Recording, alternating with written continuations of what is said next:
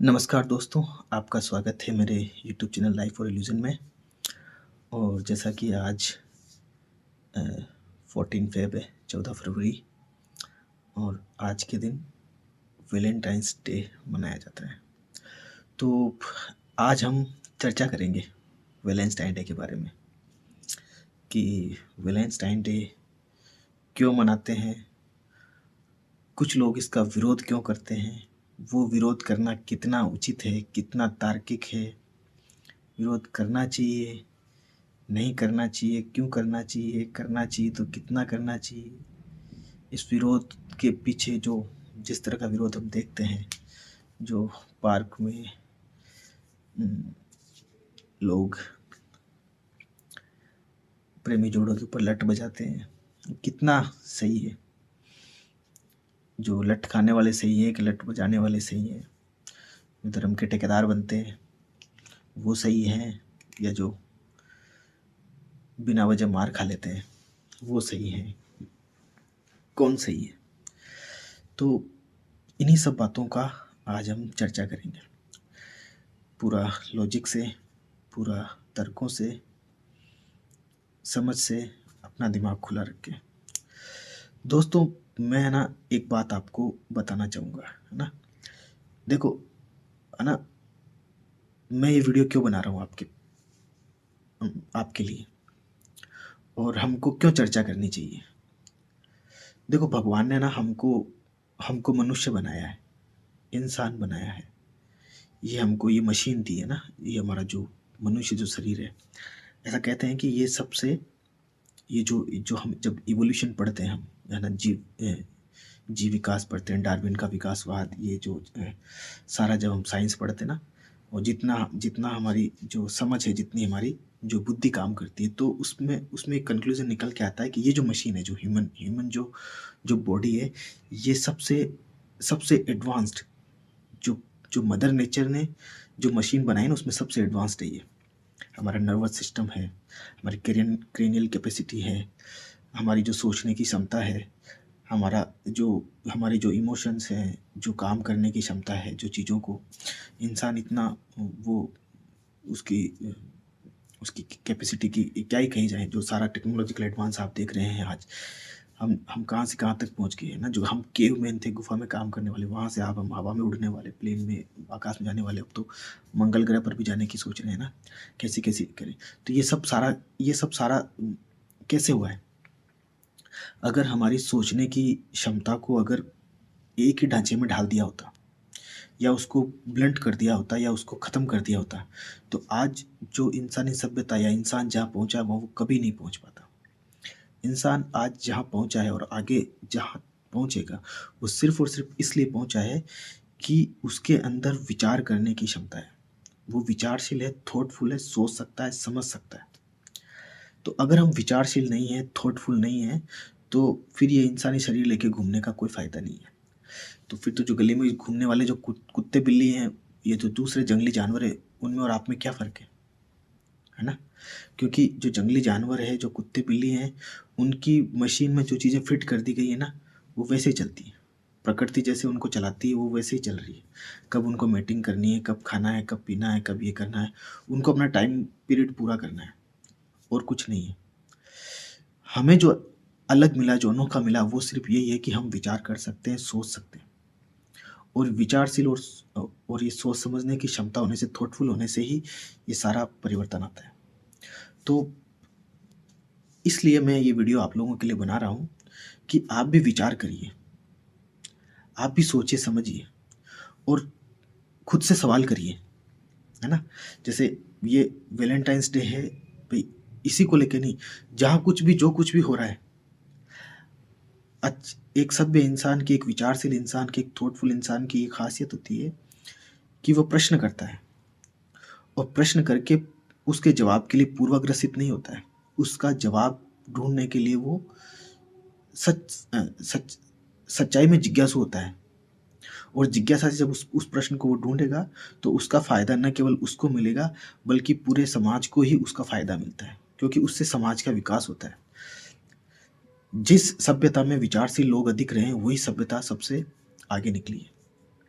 आज के ज़माने में हम हम जो वेस्ट है उसकी हम इतनी इतनी बड़ाई क्यों करते हैं?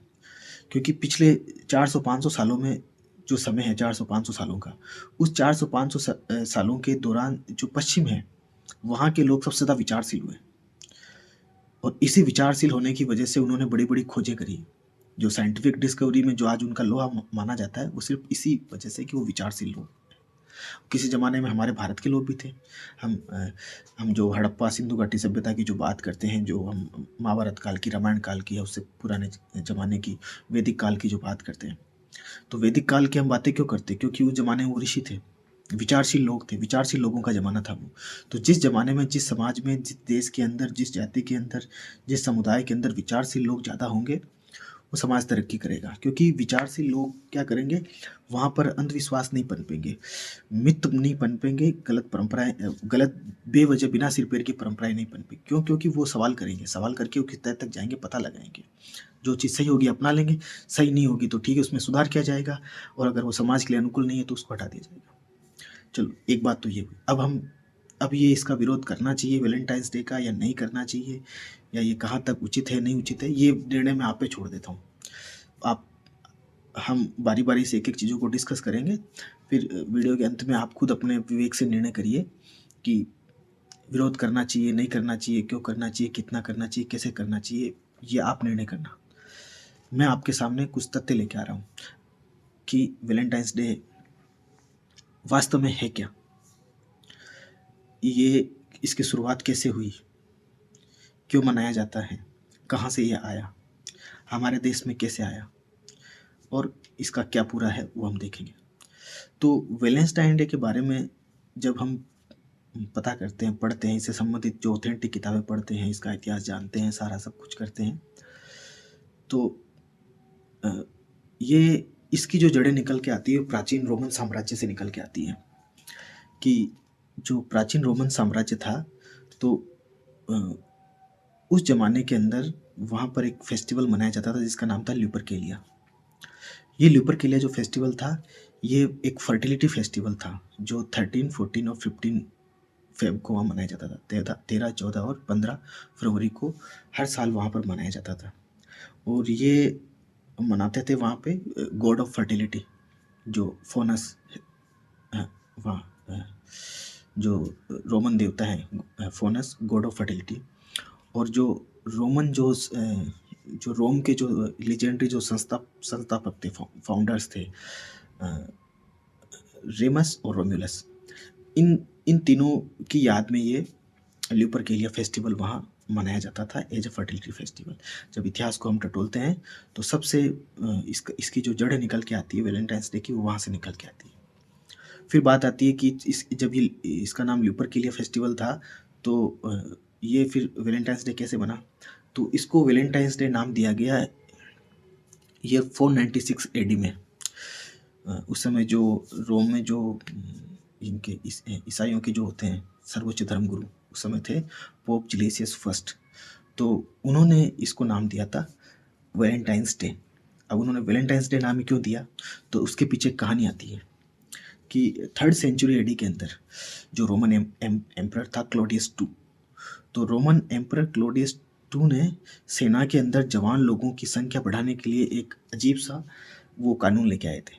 वो कानून ये था कि जो यंग जो लोग हैं वो शादी नहीं कर सकते, यंग लोग आर्मी में पहले आने चाहिए। तो आर्मी में यंग लोगों की संख्या बढ़ाने के लिए उसने ये कानून पास किया। तो उस ज़माने के अंदर जो एक सेंट थे, उनका नाम था सेंट वैलेंटाइन। तो सेंट वैलेंटाइन थे वो, उनके पास कई जैसे प्रेमी जोड़े आते होंगे और वो बताते होंगे कि हम एक दूसरे से सच्चा प्रेम करते हैं और हम शादी करना चाहते हैं, लेकिन ये नहीं कर पा रहे। तो सेंट वैलेंटाइन क्या करते थे, यंग कपल्स की वो जो उसमें चर्च में चुपके शादी करवा देते थे। तो जब ये बात क्लोडियस II को जब मालूम पड़ी, तो उन्होंने सेंट वैलेंटाइन को पकड़ लिया, पकड़ के जेल में डाल दिया और बाद में उनको फांसी पे लटका दिया। तो उनको फांसी पे जब लटकाया था तो वो तारीख थी 14 फरवरी ईयर 269 एडी। ये वो समय था 14 फेब का। तो इस वजह से फिर उनके अब चूँकि यंग जो कपल्स के बीच में ये बहुत फेमस थे और उनके प्रेम को समर्पित होके इन्होंने अपना बलिदान दिया, तो प्रेमी जोड़े इनको इनकी याद में 14 फरवरी को अनऑफ़िशियली वो ये जो मतलब ये जो त्योहार है ये मनाते थे, उनको याद करने के लिए। और ऑफ़िशियली इसको वैलेंटाइन्स डे का नाम 5th सेंचुरी में मिला। अब अगले 1000 साल तक यही सिलसिला चलता रहा। वैलेंटाइन्स डे को सेंट वैलेंटाइन्स की याद में ही मनाया जाता रहा। अब प्रश्न ये आता है कि तो फिर इसमें ये रोमांटिक जो लव है, जो रोमांटिसिज्म है, ये कब जुड़ा? तो इसमें रोमांटिक जो लव है, ये जुड़ा 14th-15th सेंचुरी के अंदर। अब ये जुड़ा एक कवि की कल्पना से। एक लीजेंडरी इंग्लिश पोइट है जिनको फादर ऑफ इंग्लिश लिटरेचर और फादर ऑफ इंग्लिश पोइट्री भी कहा जाता है, जॉफ्री चौसर। तो जॉफ्री चौसर की एक पोएम पब्लिश हुई थी ईयर 1382 के अंदर। उसका नाम था पार्लियामेंट ऑफ फॉल्स, पक्षियों की पार्लियामेंट शीर्षक ये है। तो ये कविता जब पब्लिश हुई तो इसके बाद में जो वैलेंटाइंस डे है उसको उसमें रोमांटिक लव भी उसमें ऐड हो गया। अब जब आप ये कविता पढ़ेंगे तो आपको समझ में आएगा कैसे मतलब ये सब हुआ। बड़ी बहुत शानदार कविता है कि ये बहुत बड़े पोइट थे। बाद में विलियम शेक्सपियर भी इन्हीं से इंस्पायर थे और कई सारे इंग्लिश जो ऑथर्स जो पोइट्स थे वो इनसे इंस्पायर थे। इस कविता में क्या होता है कि जो नरेटर होता है वो कविता कुछ इस तरह है, मैं उसका सार बताता हूँ आपको कि एक दिन जो वो लेखक है वो कोई प्रेम के बारे में कोई बहुत शानदार किताब पढ़ते हैं, ब्यूटी ऑफ लव ऐसे कुछ है ना, उसके बारे में पढ़ते हैं। फिर वो पढ़ते पढ़ते उनको नींद आ जाती है और नींद आते ही उनको एक शानदार सपना आता है। सपने में वो देखते हैं कि वो एक बहुत ही खूबसूरत गार्डन में घुस जाते हैं। उसको वो नाम देते हैं गार्डन ऑफ लव, प्रेम का बगीचा। जब वो उस गार्डन ऑफ लव में एंटर करते हैं तो वो देखते हैं कि वहाँ पर एक पार्लियामेंट चल रही है, एक गैदरिंग चल रही है, एक सभा चल रही है। वो गैदरिंग हो रही है पक्षियों की, है ना, अलग अलग पक्षी वहाँ पर आके और गैदरिंग हो रही होती है। वो गैदरिंग हर साल होती है और वो इसलिए हो रही है ताकि जो जो जो यंग पक्षी हैं वो अपना हमसफ़र चुन सके, अपना साथी चुन सके under the guidance of mother nature. प्रकृति की गाइडेंस में वो अपने अपने हमसफ़र चुने। इस बात को लेकर वो सभा वहाँ पर हो रही होती है। सब कुछ ठीक से चल रहा होता है लेकिन तभी उस सभा में क्या होता है, कॉन्फ्लिक्ट हो जाता है, एक टकराव हो जाता है। एक बहुत ही खूबसूरत, बहुत सुंदर फीमेल ईगल होती है। तो उसको 3 जो मेल ईगल है वो उसके लिए लड़ने झगड़ने लग जाते हैं। तो अब इनका डिस्प्यूट सोल्व करने के लिए वहाँ पे जो दूसरे जो ग्रुप्स होते हैं जो बर्ड्स के, है ना, जैसे जैसे आज के ज़माने होते हैं ना, अलग अलग कास्ट, सोसाइटी, स्टेटस ये होते हैं। तो वैसे ही वो जो अलग अलग जो उनके होते हैं तो वो अपनी अपनी ओपिनियन देते हैं लेकिन मामला नहीं सुलझता है। तो बाद में जो फीमेल ईगल होती है, वो जो ब्यूटीफुल फीमेल ईगल, तो वो मना कर देती है कि मुझे ये तीनों ही मेरे लिए सूटेबल नहीं है और मैं अपनी मुक्त इच्छा को ध्यान में रखते हुए मैं इस साल कोई हमसफ़र चूज़ नहीं करूँगी और मैं नेक्स्ट अगली साल के लिए इस मेरे निर्णय को टाल देती हूँ। तो ये जो कविता है जॉफ्री चौसर की पार्लियामेंट ऑफ फॉल्स, ये प्रेम, मुक्त इच्छा और प्रकृति और इन सब चीज़ों को बड़ी गहराई से समझाती है। तो इस बुक के बाद में जो वैलेंटाइंस डे का जो त्यौहार था, जो सेलिब्रेशन था, उसमें रोमांटिसिज्म ऐड हो गया। फिर इसके बाद का जो समय था उसमें धीरे धीरे वैलेंटाइंस डे जब भी सेलिब्रेट किया जाता था तो उसमें जो कपल्स थे वो अपने हमसफ़र को उनके साथ उसके साथ क्वालिटी टाइम स्पेंड करना, अपने प्रेम का प्रदर्शन करना, उनके प्रति अपनी भावनाओं को इज़हार करना, ये सब सिलसिला चलने लगा। तो अ, ये सिलसिला 18वीं 19वीं सदी तक कंटिन्यू चलता रहा।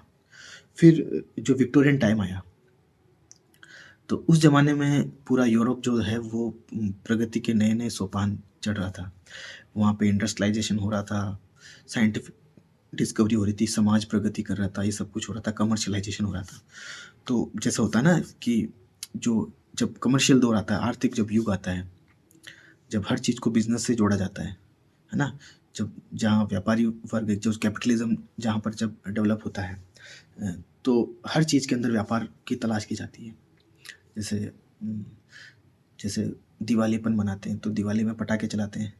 तो दिवाली का तो रामायण के ज़माने से दिवाली का उसका कनेक्शन है, और भी बहुत सारे उसके लिंक हैं। तो पटाखों का आविष्कार तो बहुत बाद में हुआ होगा। तो पटाखे दिवाली से कमर्शियल लोगों ने ही जोड़े होंगे। ऐसे ही जैसे होली का त्योहार है, तो उसमें जैसे ये जो सिंथेटिक कलर्स आते हैं और कई तरह के जो कलर्स होते हैं, तो ये सब बाद में कमर्शियल दौर में सब जुड़े होंगे, है ना? शुरुआत में तो शायद ये चीज़ें नहीं होंगी, क्योंकि उस ज़माने में जैसे बसंत के बाद में पतझड़ आता है, उस समय जैसे ये होली का त्योहार आता है, तो फूलों को और उसको चावल को पीस के अबीर गुलाल बना के ऐसे होता था। तो ठीक इसी तरह ये जो वैलेंटाइंस डे का जो सेलिब्रेशन चल रहा था, तो इस कमर्शलाइजेशन के दौर में अ, लोगों ने इस वैलेंटाइंस डे को पूरा जो रोमांटिक लव से इसको पूरा जोड़ दिया, और तरह तरह के कार्ड्स, फ्लायर्स, अलग अलग आइडिया के वो सब बनने लगे और लोगों के बीच में सर्कुलेट होने लगे सारे। तो जब भी ये सेलिब्रेशन ये 14 फेब का टाइम आता, तो तभी से ये कार्ड्स एक दूसरे को भेजना, अपने अपने फियांसे को, अपनी पत्नी को, अपनी प्रेमिका को, या जो किन्हीं को चाहते हैं, या प्रपोज करना, ये सब मतलब कुल मिला के जो जो प्रेम है, जो प्रेम का जो वो जो इजहार है, उसको करने का ये पूरा जो जो अपन आज रूप देखते हैं ना वैलेंटाइंस डे का, वो उस दौर में पूरा बन गया। तो ये पूरी हिस्ट्री थी जो मैंने आपको बताई वैलेंटाइन डे की। इसकी रूट्स मिलती है रोमन एंशियंट रोम के अंदर, लुपरकिलिया फेस्टिवल के तौर पे। फिर सेंट वैलेंटाइंस है, उनका यंग कपल्स के लिए बलिदान।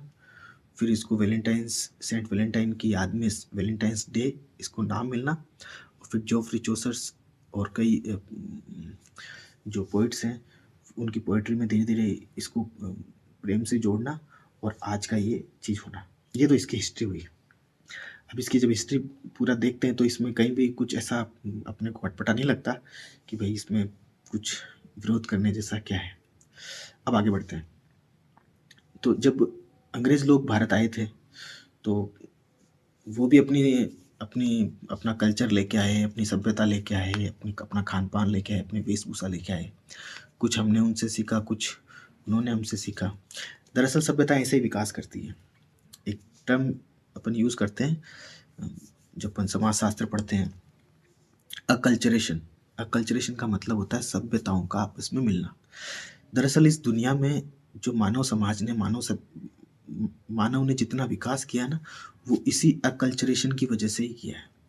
अगर हम सब लोगों को एकदम बिल्कुल एक दूसरे से आइसोलेट कर दें, बिल्कुल अलग कर दें, तो वो समाज जिस स्थिति में है हमेशा उसी स्थिति में रहेगा, कभी वो समाज प्रगति नहीं करेगा। आप गूगल पे जाके पढ़ना, ये जो अपना जो अंडमान निकोबार आइलैंड है, उसके पास में एक छोटा सा द्वीप है। ये जो लक्षद्वीप उपकार जो ये अपना जो आइलैंड का जो एरिया है, वहाँ एक आइलैंड है जिसका नाम है सेंटिनल आइलैंड। ऐसा कहा जाता है कि वहाँ पर एक ट्राइब रहती है। वो ट्राइब पिछले 60,000 सालों से आइसोलेटेड है, यानी 60,000 साल पहले जैसे वो थे, आज भी वो लोग वैसे ही हैं। वहाँ उस आइलैंड पर रहने वाले लोगों को ये भी नहीं पता कि बाहर क्या हुआ है। 60,000 सालों से वो अनकॉन्टेक्टेड है। तो कई लोगों ने जैसे एरोप्लेन से उनके वीडियो वगैरह बनाए, वो आपको वहाँ मिल जाएंगे। कुछ लोगों ने उन तक जाने की कोशिश की, तो वो वहाँ कुछ जैसे ईसाई मिशनरियों के लोगों ने, तो उनको वो लोग बो एंड एरो तीर कमान से उनको मार देते हैं। वो इंडियन गवर्नमेंट के अंडर में वो एरिया आता है शायद। तो उस एरिया को पूरा प्रोटेक्टेड किया हुआ है और लोगों को शायद उनसे मिलने की इजाज़त वगैरह वैसे नहीं है, क्योंकि वो किसी के साथ फ्रेंडली नहीं है। और शायद सरकारें नहीं चाहती कि वो लोग ऐसे ख़त्म हो जाएं, तो अभी तक वो अनकॉन्टेक्टेड है। कहने का मेरा सीधा सा मतलब है कि जब सभ्यताएं आपस में मिलेंगे नहीं, लोग आपस में मिलेंगे नहीं, समाज आपस में मिलेंगे नहीं, कल्चर आपस में मिलेंगे नहीं, अकल्चरेशन नहीं होगा, तो आइडियाज़ का ट्रांसफ़र कैसे होगा, विचारों का ट्रांसफ़र कैसे होगा, व्यक्ति विचारशील कैसे बनेगा, किसने क्या प्रगति की है, किसने क्या दुर्गति की है, किसके पास क्या अच्छे आइडिया है, कौन कहाँ जा सकता है, कैसे जा सकता है। ऐसे ही तो आदमी आगे बढ़ता है। तो नहीं तो फिर वो जैसे 60,000 साल पहले अभी भी वो वनमानुष की तरह रह रहे हैं, वैसे हम भी वही रहते हैं। हम आज इतनी प्रगति नहीं कर पाते। तो आपस में मिलना बहुत ज़रूरी है। यहाँ का जो ज्ञान था वो आगे कहीं गया। जैसे एंशिएंट इंडियन लोगों से अरेबिक लोगों ने मैथ सीखी, फिर उस मैथ को आगे यूरोपियन लोगों ने सीखी, और ऐसे ही सब चलता रहता है पूरी दुनिया के अंदर। एक सभ्यता कुछ सीखती है, जब वो वहाँ किसी दूसरी जगह जाती है व्यापार के सिलसिले में, किसी भी सिलसिले में, तो अपना कल्चर भी लेके जाती है, नॉलेज भी लेके जाती है, सब कुछ लेके जाती है। अंग्रेज यहाँ पर आए तो अपना एजुकेशन सिस्टम भी चेंज हुआ, मेडिसिन सिस्टम चेंज हुआ, टेक्नोलॉजिकल एडवांस अपने को मिला है, रेल नेटवर्क मिला, और कई सारी चीज़ें मिली, ये सब मिली।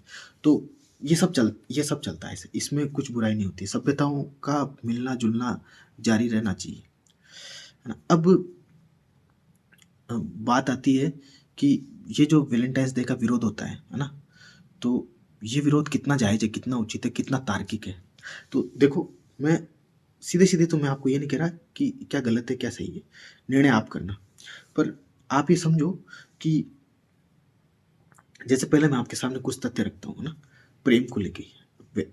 वैलेंटाइंस डे किसके लिए मनाते हैं? अपन प्रेम के लिए मनाते हैं। इसमें प्रेम, जो प्रेम है, उस प्रेम को सेलिब्रेट किया जा रहा है ना। अब उसका तरीका, वो एक समझ एक अलग अलग हो सकती है, पर विशुद्ध रूप से ये जो सेलिब्रेशन जो स्टार्ट हुआ, ये प्रेम के लिए हुआ है ना प्रेम। अब ये प्रेम को जब हम हमारा लिटरेचर पढ़ते हैं, इंडियन लिटरेचर पढ़ते हैं, हमारे शास्त्र पढ़ते हैं, ये सब कुछ पढ़ते हैं, तो प्रेम को हमारे यहाँ पर या हमारे विद्वानों ने, शास्त्रों ने एक ग्रोस टर्म नहीं माना है। प्रेम के आप दो रूप मान सकते हो, एक फिजिकल लव और एक मेटाफिजिकल लव, जिसको स्पिरिचुअल लव भी कह सकते हो ना। एक तो एक प्रेम होता है जो एक पति पत्नी के बीच में हो सकता है, और एक जो प्रेम होता है जो अपने पिता के साथ होता है, अपनी माता के साथ होता है, अपने भाई बहन के साथ होता है, समाज के साथ होता है, प्रकृति के साथ होता है, देश के साथ होता है, देश प्रेम होता है, समाज प्रेम होता है ना। पिता प्रेम, माता प्रेम, गुरु के प्रति प्रेम, सभ्यता के प्रति प्रेम, मदर नेचर के प्रति प्रेम, पशु पक्षियों के प्रति प्रेम, और भगवान के प्रति प्रेम। तो प्रेम जो है उसका कंसेप्ट बहुत बड़ा है। तो प्रेम अपने आप में बहुत बड़ी चीज़ है। प्रेम जो है वो कोई ऐसी वस्तु नहीं है कि जिसको हम आसानी से नज़रअंदाज कर दें। अब हम देखते हैं कि हमारे जो शास्त्र हैं, हमारा धर्म अध्यात्म है, वो प्रेम के बारे में क्या कहता है। देखो, जब आप शास्त्र पढ़ेंगे तो उनका निचोड़ निकल के आता है कि इस संसार का जो इस संसार को जिसने आपस में बाइंड करके रखा हुआ है ना, वो प्रेमी है। बृहदारण्यक उपनिषद में आता है कि प्रेम जो है वो आत्मा का गुण है। यानी हमारी जो आत्मा है, और आत्मा सबकी समान ही है, तो उस आत्मा का नैसर्गिक गुण है प्रेम। हम पढ़ते हैं राधा कृष्ण का प्रेम। आनंद रामायण जो है वो रामायण का एक रूप है, जिसमें माता सीता का अपने आराध्य प्रभु श्री राम के प्रति जो प्रेम है वो बताया गया है। उद्धव गीता में भगवान श्री कृष्ण उद्धव को बताते हैं कि उनके प्रति गोपियों का जो प्रेम है वो बियॉन्ड लॉजिक है, उसको तर्क से नहीं समझा जा सकता, वो अनकंडीशनल लव है। राधा कृष्ण का प्रेम है, राधा प्रेम के सर्वोच्च स्वरूप है ना। जो हाईएस्ट फॉर्म ऑफ जो लव होता है, जो स्पिरिचुअल लव, कंप्लीट सरेंडर, उसको उसका रिप्रेजेंटेशन है। माता पार्वती का भगवान शिव के लिए प्रेम, कि कैसे उन्होंने भगवान शिव को पाने के लिए त्याग, तपस्या, तितिक्षा करी थी, और सबके खिलाफ जाके वो उन्होंने किया था। तो पूरे जब अपन शास्त्र पढ़ते ना, तो उन सब सारे शास्त्रों का निचोड़ यही है कि प्रेम ही संसार की सर्वोच्च शक्ति है, जिसने आपस में पूरे इस संसार को बांध के रखा है, उसका आधार प्रेम ही है।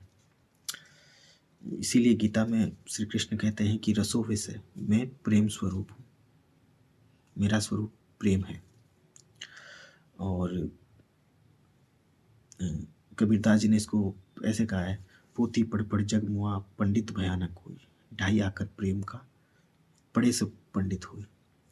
यानी आपने कितनी किताबें पढ़ ली, कितना ज्ञान अर्जित कर लिया, लेकिन अगर आपने प्रेम को नहीं समझा तो फिर ये सब बेकार है। अब ये जो प्रेम है ना, इसको समझना बड़ा थोड़ा सा मुश्किल नहीं है, लेकिन आज के परिप्रेक्ष्य में जो प्रेम का मतलब लिया जाता है ना, तब थोड़ा सा ये कॉम्प्लिकेटेड हो जाता है। प्रेम को हमारे यहाँ बड़ी ऊंची चीज़ बताया गया है ना। प्रेम केवल फिजिकल नहीं है। फिजिकल जो लव है वो पति पत्नी के बीच की एक चीज़ है, लेकिन ये जब जब एक दूसरे के प्रति जब जब कंप्लीट सरेंडर और विदाउट विदाउट जो डिजायर्स है, जैसे जो जैसे जो हमारे शास्त्र हैं, योग वशिष्ठ में प्रेम की परिभाषा है कि love is beyond emotions and beyond desires. जो प्रेम है वो इच्छाओं और भावनाओं के परे कोई चीज़ है। जब कोई व्यक्ति अपने आप की पहचान करता है और वो जब उसे ये एहसास होता है कि वो व्यक्ति ही सबसे जुड़ा हुआ है, यानी अपनी पहचान वो जब पूरी समष्टि के साथ में करता है, सबके साथ एकात्म का अनुभव करता है, तो वो जो प्रेम का समुद्र जब उफान लेता है, तो वो असली प्रेम है। लेकिन ये एकदम से थोड़ी आता है, इसकी शुरुआत हमको एक छोटे से करनी पड़ती है। आपको प्रेम का एक बीज डालना पड़ता है कहीं पर, और फिर उस बीज को फैलाना पड़ता है। तो आपको कहीं से तो प्रेम की शुरुआत करनी पड़ेगी ना। सबसे पहले अपनी पत्नी से प्रेम, है ना। फिर आप धीरे धीरे ये पत्नी के प्रति प्रेम अलग है।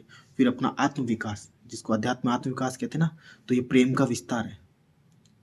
तो जब वो धीरे धीरे फिर वो अपने परिवार से प्रेम करेगा, समाज से प्रेम करेगा, जीव जंतु, पशु पक्षी, वनस्पति, प्रकृति, ये सब, तो उसके प्रेम का दायरा बढ़ता जाएगा। तो उसका प्रेम का दायरा जैसे जैसे बढ़ता जाएगा, वैसे वैसे ही वो, जैसे अध्यात्म में तो ये कहते हैं कि without understanding love nobody can become spiritual. प्रेम की परिभाषा समझे बिना कोई स्पिरिचुअल बन ही नहीं सकता। जैसे कबीरदास जी ने कहा ना कि किताबें पढ़ने से कोई ज्ञानी थोड़ी बना है। पोथी पढ़ पढ़ जग मुआ, पंडित भयानक हुई। यानी कोई पंडित यानी ज्ञानी कोई किताब पढ़ने से नहीं हुआ, ढाई आकर प्रेम को समझने से। तो प्रेम का जो विस्तार होता है वही व्यक्ति को ज्ञानी बनाता है।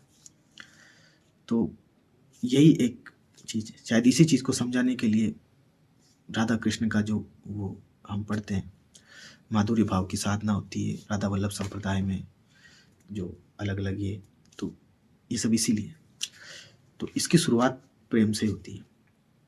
तो जैसे एक वेस्टर्न ऑथर हैं, बहुत प्रोमिनेंट साइकेट्रिस्ट हैं, हिप्नोथेरेपी में इनका बहुत बड़ा नाम था, डॉक्टर ब्रायन एल्विस, अभी जीवित हैं। तो इनकी एक बुक बड़ी फेमस हुई थी, मैनी लाइव्स मैनी मास्टर्स। तो ये स्केप्टिक थे, पुनर्जन्म वगैरह मानते नहीं थे, ऐसी कोई चीज़ होती है नहीं होती है। फिर इनकी पेशेंट थी कैथरीन, उसका जब वो हिप्नोथेरेपी से इलाज कर रहे थे, तो उस दौरान इनके साथ जो घटनाएं हुई, तो वो इतनी कॉन्क्रीट एविडेंस थे कि ये पुनर्जन्म को मतलब झुटला नहीं सके, पुनर्जन्म को इनको मानना ही पड़ा। फिर अपने रिसर्च करते गए तो इनको पता चला कि ये जो जो साइकिल ऑफ इनकारनेशन है, ये सिर्फ इसलिए चलता है क्योंकि व्यक्ति का किसी ना किसी से कॉन्फ्लिक्ट है, टकराव है, वो नफरत करता है। तो जब वो जिस व्यक्ति से प्रेम करने लगेगा तो उसका वो मैटर रिजोल्व हो जाएगा। तो जैसे उसका प्रेम का दायरा बढ़ेगा तो उसकी आत्मा इवॉल्व होती जाएगी, यानी वो व्यक्ति इवॉल्व होता जाएगा। और जब उसका ये पूरा पूरा सबके साथ उसका प्रेम का संपर्क स्थापित हो जाएगा तो वही उसी को लिबरेशन कहते हैं। तो उन्होंने जब ये सारी बातें उनको समझ आई तो उन्होंने अंतिम जो किताब लिखी थी उनका नाम था उन्हें लव इज रियल। यानी सारा ज्ञान पढ़ने के बाद उनको भी एहसास हो गया कि प्रेम ही वास्तविक है। और आप भी कुछ ही पढ़ लीजिए, चाहे आप दुनिया का कोई सा भी धर्म पढ़ लीजिए, आप इस्लाम ही देख लीजिए। इस्लाम के जो सबसे प्रगतिशील लोग हैं सूफी लोग, तो वहाँ पे कंसेप्ट है इश्क हकीकी। इश्क यानी प्रेम। वो कहते हैं कि इश्क हकीकी है, वही असली है। हकीकत से प्रेम करना। एक होता है इसके मिजाजी मिजाज बदला, प्रेम बदला। तो नॉर्मल चलता रहता है, बचपन में कुछ, बाद में कुछ, जवानी में कुछ, बुढ़ापे में कुछ, है ना। कभी खिलौनों से प्रेम, कभी व्यापार से प्रेम, कभी सेहत से प्रेम, कभी इससे प्रेम, उससे प्रेम। लेकिन हकीकत से जो प्रेम हो जाता है वो इश्क हकीकी। यानी प्रेम का ही तो कंसेप्ट है, करना प्रेम है। पहले मटेरियलिस्टिक प्रेम और बाद में डिवाइन प्रेम, है ना, ईश्वरीय प्रेम, उसी से होती है। यही आप बाइबल पढ़ लीजिए, आप और भी कोई भी धर्म पढ़िए, सबका जो मूल आता है वो प्रेम ही आता है। तो जो प्रेम है वही फाउंडेशन है इंसान की। अगर प्रेम को आप नष्ट कर दोगे तो पूरी ह्यूमन जो सिविलाइजेशन है वो कोलैप्स कर जाएगी, उसमें कुछ बचेगा ही नहीं, एकदम पूरा सब कुछ खत्म हो जाएगा। तो प्रेम को तो अपन नकार ही नहीं सकते, आप कुछ भी वो देख लीजिए। अब ये प्रश्न आता है कि तो फिर ये वैलेंटाइन डे का विरोध क्यों? तो ये सारी बातें मैंने आपको बता दी, वैलेंटाइन डे की शुरुआत कैसे हुई, क्या उसके पीछे का कंसेप्ट है। और केवल प्रेम के नाम पे अगर विरोध हो रहा है तो प्रेम तो पूरा फाउंडेशन है, पूरा सारी सिविलाइजेशन का, पूरे डिविनिटी का, पूरे अध्यात्म का। तो आप उसको तो नकार ही कैसे सकते हो। अब दूसरा जैसे ये आता है ना कि ये लोग कहते हैं जैसे कुछ लोग जो विरोध करते हैं तो वो ये कहते हैं कि ये जो है वो पाश्चात्य परंपरा है और इससे हमारा जो समाज है वो खराब हो रहा है, नहीं हो रहा है। अब कितना खराब हो रहा है, कितना नहीं हो रहा है, तो क्या किसी खराबी को इस तरह से ठीक किया जा सकता है? किया जा सकता है, नहीं किया जा सकता, वो आप विचार करना। मैं आपको एक चीज़ बताता हूँ कि सप्रेशन और ऑपरेशन के तरीके से कभी भी कोई सामाजिक सुधार नहीं किया जा सकता। समाज सुधार का फाउंडेशन है लोगों के विचार बदलना।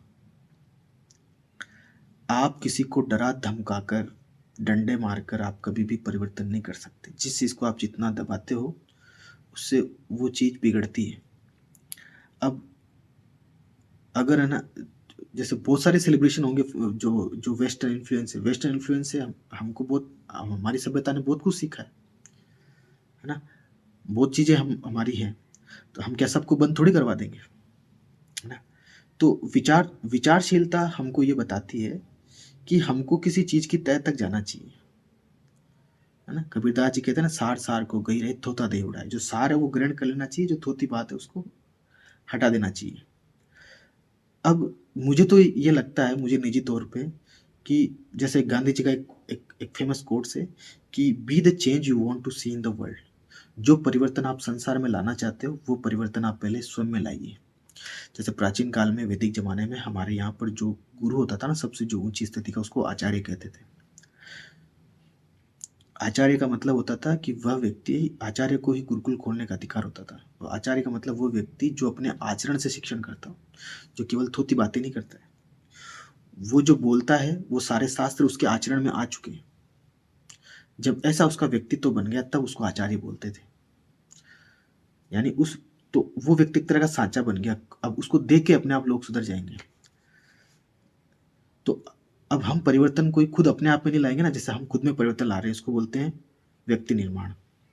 हम अपना निर्माण करें, अपना। हम चाहते हैं ना कि कोई दुनिया ऐसी होनी चाहिए, लोग ऐसे होने चाहिए, तो वो परिवर्तन पहले खुद में लाओ। फिर दूसरी स्टेप होती है परिवार में। उस चीज़ को अपने परिवार में अप्लाई करो, आप उसको अपने परिवार में लागू करो। उसको बोलते हैं परिवार निर्माण। आपने अपना सुधार किया, आपको देख के आपके परिवार वाले सुधर गए, या जो परिवर्तन आप लाए परिवार। अब इन परिवारों से मिलके समाज बदलेगा। ऐसे ऐसे यूँ ये जो ऊटपटांग हरकतें करते, ये तो अहंकार का प्रदर्शन है। आप में कुंठा भरी हुई थी, आप कुछ अहंकार का प्रदर्शन करना चाहते हो, अपने ईगो को अपने आपका ईगो ही आपको नचा रहा है। हाँ, उससे चेंजेज़ नहीं आते, कोई चेंजेज़ नहीं आते। तो अब इसका विरोध करना चाहिए, नहीं करना चाहिए, आप निर्णय करिए। आपको मनाना है तो मनाइए, नहीं मनाना है तो नहीं मनाइए। आपको अच्छा लगता हो, नहीं अच्छा लगता हो, आपकी मर्ज़ी, है ना? मुझे तो ये सब बातें इसलिए करनी थी कि विचारशील व्यक्ति विचारशीलता के साथ इन चीज़ों को देखें, कि केवल ऐसे ऐसे बिना मतलब बिन सिर पैर की बातें करनी है या उसके पीछे के कुछ तथ्यों को समझा जाए।